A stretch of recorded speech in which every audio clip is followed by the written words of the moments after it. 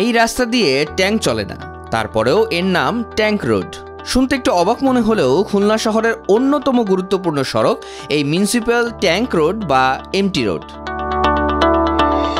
আসলে কি এই রাস্তা দিয়ে ট্যাঙ্ক চলতো? এখানকার স্থানীয়রা জানালেন এর আসল কাহিনী।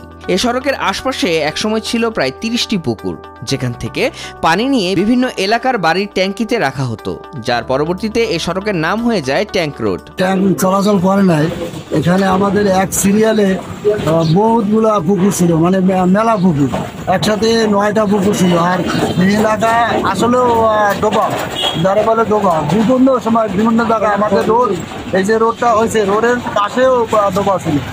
এবং আমাদের এখানে তো সেনাবাহিনী বিডিআর ক্যাম্পও ছিল, কিন্তু ট্যাঙ্ক কোনোদিন আসেনি।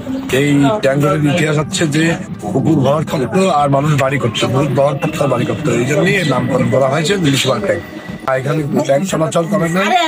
এখানে রাস্তা ছিল মাটির রাস্তা, সেটা বললাম না যে এইটা আসলে একটা পুকুরের রাজত্ব ছিল, যে পুকুর ঘাটে শিয়াল চলাচল করতো।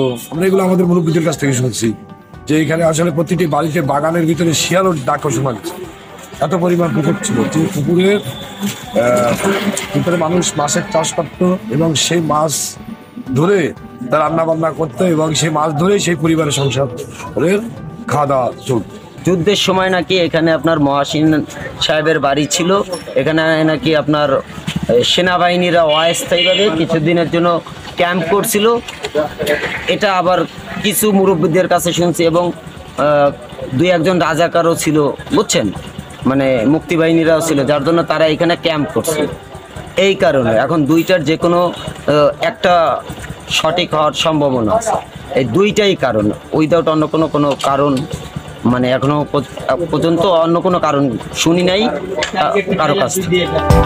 এমন সমস্ত পুকুরের অস্তিত্ব হারিয়ে গেলেও টিকে রয়েছে মিউনিসিপ্যাল ট্যাঙ্ক রোড জামে মসজিদের পুকুরটি। স্থানীয়রা এখনো এই পুকুরটি যত্নে আগলে রেখেছেন। এই সব পুকুরই কিন্তু এখন 30টির অধিক যে ছিল, সব পুকুরই কম বেশি এখন নেই, কিন্তু একটা পুকুর থেকে গেছে, যে আমাদের যে 29 নম্বর ওয়ার্ড ট্যাঙ্ক রোডে যে কাউন্সিলর অফিস আছে, অফিসের সাথে যে পুকুরটি রয়েছে সেই বড় পুকুরটি কিন্তু এখনো থেকে গেছে।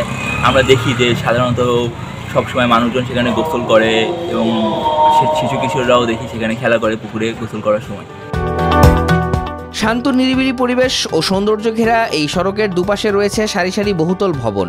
এখানে তেমন একটা যানজট হয় না।